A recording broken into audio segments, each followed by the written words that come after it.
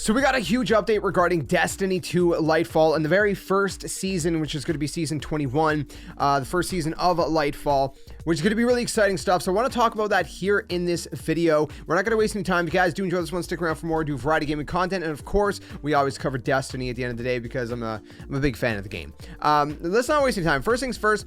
Season 21, but season 1 of Lightfall is going to be called Destiny 2 Season of Defiance. And the whole thing with this, they said on Twitter, is Rise, Queen's Guard, Defy the Witness. Of course, it starts on February 28th alongside the launch of Lightfall, which is going to be really exciting. Now, the thing I like about this is the gear. You guys can see some of the gear. It has a very royal-esque look, almost a little bit reminiscent in a way of the Leviathan raid, but not necessarily that kind of style. But what I mean by that is, like, you know, the royal look, right? The gold and the white and the red and the purple. It looks sick. Like I said, you know, because we've seen a similar style, you'd think maybe, you know, it's gonna look too alike, but it doesn't. It looks really good, and I absolutely love it. All right, let's go ahead to the actual blog post, because this is very, very long. I'm not going to read every single thing. We're just going to kind of like skim through it. So if I do miss anything that's worth noting, let us all know in the comment section below. But I'm going to try to hit as many points as I can without making this video an hour long. All right. So there's the 4 kind of points, right? They want to expand players' imaginations, bring challenge back to Destiny, enrich the content, and connect Guardians. Those are kind of like the 4 pillars, I guess you could say, if you will. So, you know, with imagination, obviously, you know, they want to continue to, you know, with each major update to get the gears inside our players' head turning on what's new. And again, just expand your imagination, and, you know, it's the point of video games, right? With Season of Defiance, Lightfall will launch alongside a Season of Defiance, right? And basically, you know, most of the content was wrapped up before this new goal was put into place. They still have numerous seasonal quality of life changes, along with substantial iterations to our current model to shake things up. So basically what they're saying is they're doing away with Umbral and Umbral energies, which is really nice. So after you've unlocked seasonal focusing, if you want to focus an engram into a particular, seasonal weapon or armor, all you'll need is Glimmer and a seasonal engram, which is really nice. Also, seasonal engrams will be stored and tracked on seasonal vendors. So managing the engram bucket in your character's inventory will be much easier than it is today, which again is a nice, huge welcome change that I'm really excited about. I'm very excited about that change because that's good. Anyways, going on from that, I said they're not going to require us to hold large stacks of seasonal currency like they do right now, like all those Seraph codes or, you know, previous you know, seasons. Basically, they're going to be dropping singular keys throughout your playtime that will allow you to extract better rewards from the chest at the end of a seasonal activity. This will create a simpler relationship with what you know, with where you know that if you have even one key, you're getting even better rewards. So you're good. It's not gonna be like, oh, I have like 499 Seraph keys, but I need 500. Oh, shucks. You know, something like that. On top of this, players can expect fewer total vendor upgrades, with each individual upgrade being more potent, and some upgrades even offering, I keep right clicking, variants on the way you interact with the seasonal activity. In Season of Defiance, we're also taking a big stab in the way we name our various progression systems and currencies. We want any player to read the name of something and immediately understand what it does. In short, to spend more time playing and less time trying to understand what they're supposed to do. All right, good stuff. In seasons to come, they said. They said after Season of Defiance, we'll head into Season of the Deep. So we already got the next season's name. I didn't even realize that. Wow. All right, well, we got Season of the Deep. With some time under the belt to react to player feedback, Season of the Deep will not feature a vendor upgrade paradigm.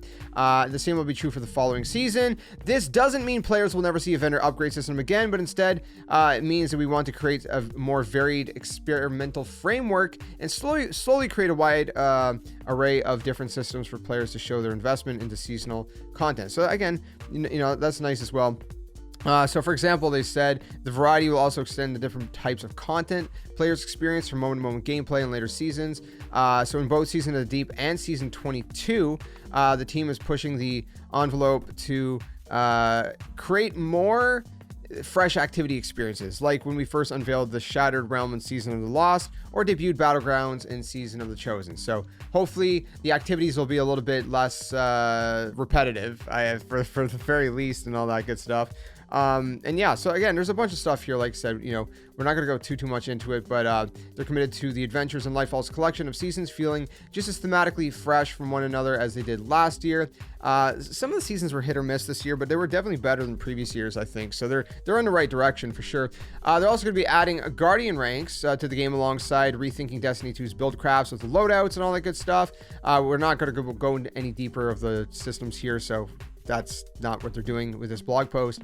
But anyways, they said no longer will the number next to your nameplate be a representation of how much you've grinded the season pass. Instead, it's a representation of your experience as a guardian and the challenges you faced and overcame. So that's really nice as well. So that's the whole new guardian rank system, right? Which is going to be it's going to be nice, a little bit nicer kind of system, I think.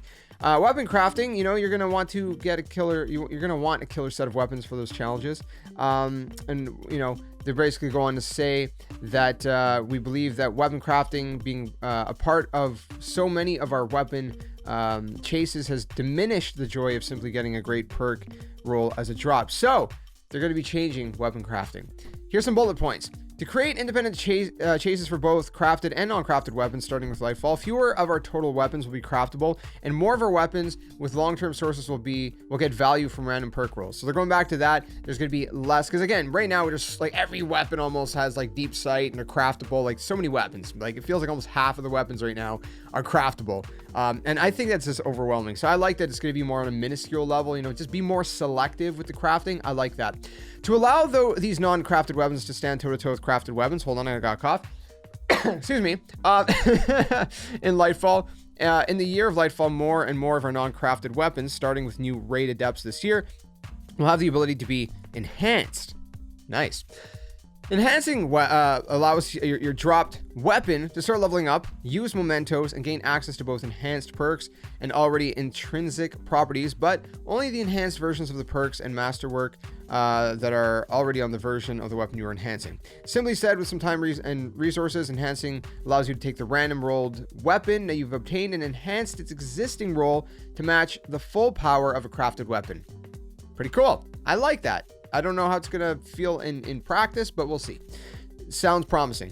We are targeting to roll out this initially with Lightfall rated depths at the launch of Season of the Deep. Long term, we want to expand this functionality to most of our new non-crafted weapon drops, but there are some technical hurdles we need to solve first. For crafted weapons, we will have some additional changes planned. You will never see deep sight on a weapon unless it is something you need to make a pattern progress on. When you see a red border in game, you will know it's valuable. Right now, it's like, whatever, dude. I see them, I just discard it. I'm just like, whatever, I don't even care. So that's really nice. Nice change. Targeting System of the Deep, season, not system. So it's like System of Down, but instead it's like a cover band for them. System of the Deep. Wake up! Wake up! All right. Let's continue.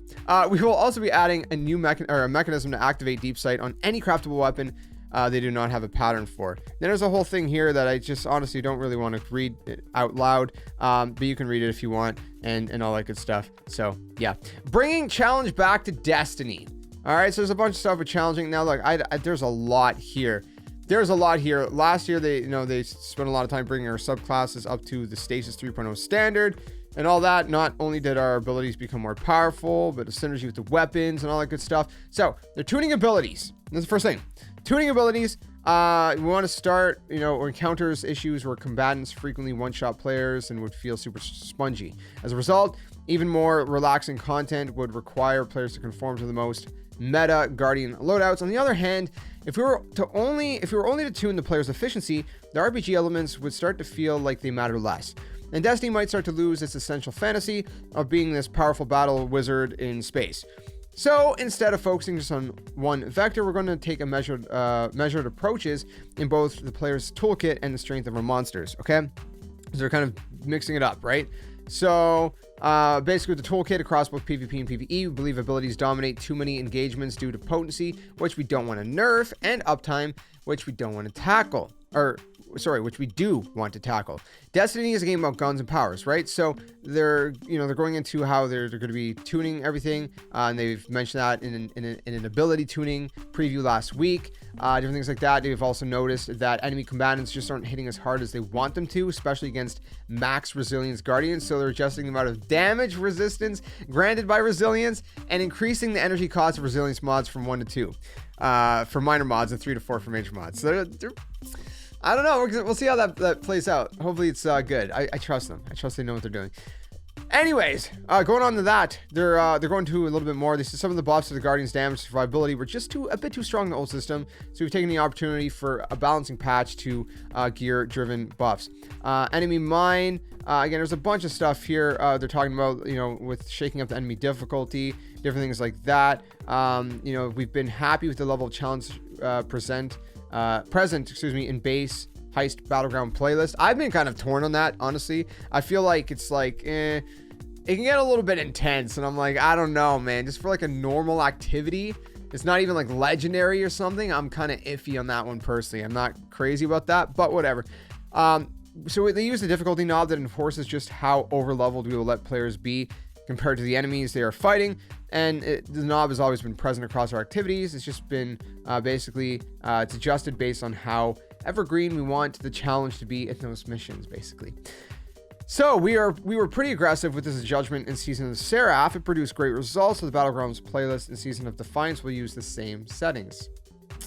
All right, it was a little bit too strong for my liking, but whatever, it's fine. Carrying this approach over, we are going to be adjusting the same difficulty tweak on the Vanguard Ops playlist. We aren't going to set this playlist knob to a level quite as intense as the Battlegrounds playlist, but we do want to make the setting to make Vanguard Ops a lot more engaging to the average Guardian starting in Lightfall. This approach to power and difficulty is also going to be present when players are roaming around Neomuna, I don't know how to say that word. And while we don't want the entire game to feel like it's turned up to 11, we think these changes will help the enemy forces patrolling Neomuna, whatever, feel dangerous and worth your attention. So I don't know. We'll see how it goes. Okay. We're almost at the end here. We're getting there. I know anyways. Basically they say we think there are some major issues with power in Destiny 2 and how it prevents players from seeing some of our best content. So we'd like to make a big change to the system in the final shape. That's not till next year.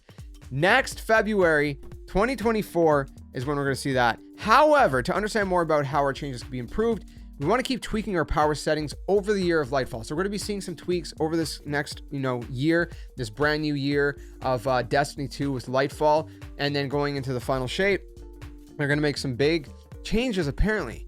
I don't know how that's going to go beyond the final shape, but we'll see.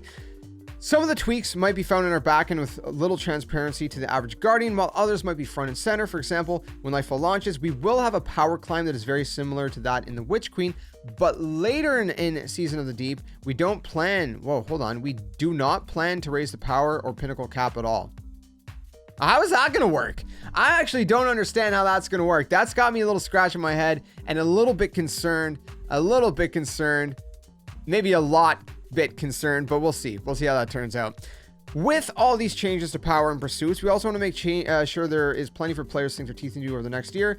For the last few years, we've been trying to attack this problem by trying to squeeze one more morsel of new content in each release, but I think we can get better results with a different strategy. So they're going to be making the existing depth of incredible content in Destiny 2 more valuable to new and returning Guardians. So there's a little bit more. Okay, let's go. Fiery Crucible. All right, let's start with our most evergreen rituals, the Crucible. Last year, we injected several new modes into PvP and all that good stuff. From Rift to Eruption to Fortress. We are excited for more changes. We're not done with the variety of the ways that you engage with PvP in Season of Defiance. We're looking to get Countdown back into the game, along with a respawn variant of the game mode we call Countdown Rush. That sounds intriguing. Where players must detonate or defuse. Let's try this again. Where players must detonate and defuse both bombs on the map before the round ends. We also aim to run a series of Crucible labs, including mode where the player's sandbox is dramatically changed. Weapon damage, ability uptime, and even ammo are all adjusted in a new mode, tentatively titled Checkmate Control. This mode basically reward players who use their smarts and their skills. So if the only way the enemy has been able to shut you down in the past is a solo blade barrage, they might be in trouble. All right, that sounds really intriguing. I'm really interested in that. This isn't all we have planned for the modes. Keep an eye on the labs for more. And then they go on to say, we think that a steady stream of novel game modes and reining in of player power is going to do a lot for the health of PvP ecosystem. But we're still committed to keeping true to our Crucible maps plan, which means the arrival of Meltdown in Season of the Deep, a brand new Vex network map in Season 22, and the return of Citadel in our last season before the final shape. Wow, okay, interesting. Like that. Wish we had a couple extra maps, but it's fine. You know, you can't overflood it, I guess. We will also be looking at our existing maps and doing a spawn retuning pass on many of them to improve how our various modes flow. In matchmaking, we still don't feel like we've nailed the trade-off between fair matches and good connections. We still need to get features like dynamic skill ranges in game to allow players, for players across all skill levels to get consistently high quality connections in their matches. As we continue to adjust the algorithms to improve connection qualities, we are also turning our eyes toward lobby balancing, where we aim to construct matches with a more consistent skill spread amongst players on both teams. We also want players to zoom out and make sure, we want to continue to zoom out and make sure that we're upgrading the meta systems that encourage folks to play PvP. Think of this like the Iron Banner revamp, for example, recent increases to Iron Banner reputation, their commitment to having 3 Iron Banners per season this year. Only 3? Wasn't there like at least 4? I don't know, whatever. While we still haven't settled on the final details, we are currently looking at the rewards and matchmaking structures of Trials of Osiris, and would like to push more updates to the mode this year in order to more consistently keep the population at healthier levels. And then in competitive, they want to improve the speed at which players climb the rank, and you know and that most matches are Crucible skill, and ensure it's clear why you won or lost the specific number of ranked points shown during or after a match. So I don't know. With Crucible, I feel like Crucible felt like really good back in the day, like in D1, like really good. And I feel like ever since the launch of D2, it's been kind of shaky. So I'm hoping they can get their footing back. I don't know what the difference is between D1 and D2. I can't really put my finger on it. I just know that D1's PvP, in my opinion, you guys can correct me if you think I'm wrong, felt a lot better. I don't know. That's just me. Okay. Wow. There's a lot. Okay. Let's just skim through this last part real quick, because my goodness, man, we're going on like 20 minutes soon. Exotic mission rotator. This won't be the only thing as far as, okay, so let's start talking about PvE of the game. Okay. Exotic missions like Presage and Operation Seraph Shield. Okay. This year, they're going to continue to create new exotic missions, but also starting in season 22, they're going to be adding an exotic mission rotator. So I guess they're going to be rotating exotics, which will contain exotic missions from season 13, 16, 19, Presage, Vox, Obscura, and Operation Seraph Shield. So they're going to be rotating those. Refreshing the strikes. So what they're going to be doing is, what are they going to be doing here? The playlist, they're going to be engaging by raising the challenge level, which again, I don't know, I'm a little skeptical, but we'll see. They're also shaking up some activities inside the playlist. So that this effort will be refreshing with the Lake of Shadows and Arms Dealer strikes. Both activities have had their objectives and encounters reimagined and upgraded to match the combat engagement levels of some of our more recent strikes. So very interesting, such as Lightblade and Proving Grounds. And in addition, we are also taking strikes that have not been updated recently, such as Exodus Crash and the Inverted Spire, and dramatically reducing their presence in the playlist while eliminating them from Nightfall rotation. So where they're still going to be there, they're just going to be a lot less frequent. Alongside Lightfall, Season 16 and 19 Battlegrounds will be added to the Vanguard Ops playlist. We really like the fast enemy pace chaos of Battlegrounds, so this year we'll be adding selection of Battlegrounds as Nightfalls. Very interesting. I wonder how that's going to work. I don't know, man. Battlegrounds are already tough. What are you doing maybe. We'll see. I guess, how that pans out. Anyways, with that, they said that we expect even older Nightfalls to be rekindled.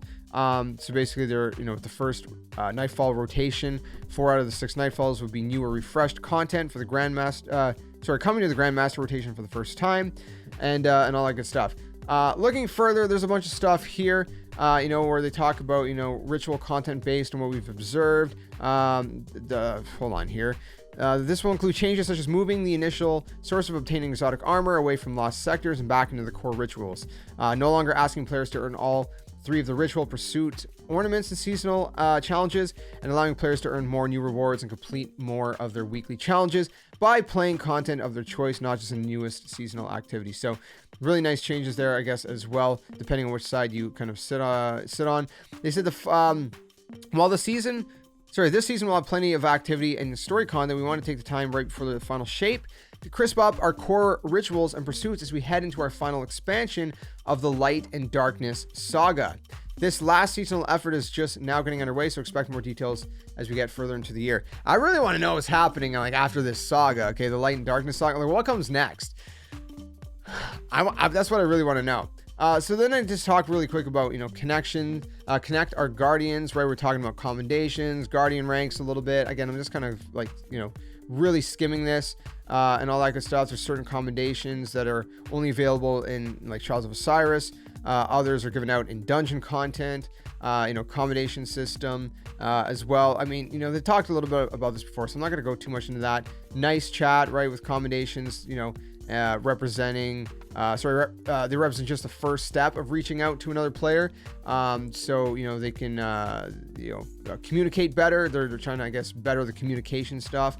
They want to change their game-wide text channels so they have more frequent opportunities to reach out to a fellow guardian. So again, they're kind of doing that with more moderation and filtering and speech to text and different things like that as well, which is going to be cool as well. So different things. And then of course the Fire Team Finder, which they're going to be including, and they said initially we hope to get our take on the first class in game looking for group tool in players' hands this summer of season 22, alongside with our next reprise raid, making a perfect pairing for the raiders. But as our plans became more solidified, we realized that the features needed to create a truly top-notch LFG experience. We're going to require a bit more time. So apparently we're not going to be getting that. The Fire Team Finder, unfortunately, is going to be out the final season of the year, alongside with a brand new dungeon. So we got to wait longer for that, which is disappointing, but whatever. I guess it's better to wait a little bit longer and get something that's a little bit better. So, at least we're getting loadouts at launch, unless something, drastically changes. But let me know what you guys think. That is the update for Lightfall, the newest one. I wanted to go through that really quick. Like I said, lightning fast, even though it took us 22 minutes, give or take. And yeah, I don't know. Let me know what you guys think about all these changes. Do you like them? Do you dislike them? And what do you think? I wanted to cover them because, again, we're going into the next big expansion, and there's a lot to kind of talk about. So let me know your thoughts. I will see you guys soon, Lord willing, for some Lightfall, which is just around the corner. Going to be playing through the story and all that good stuff and a bunch else. So keep it locked for more. Stay safe, stay well, and until then, game on. I'll see you guys soon.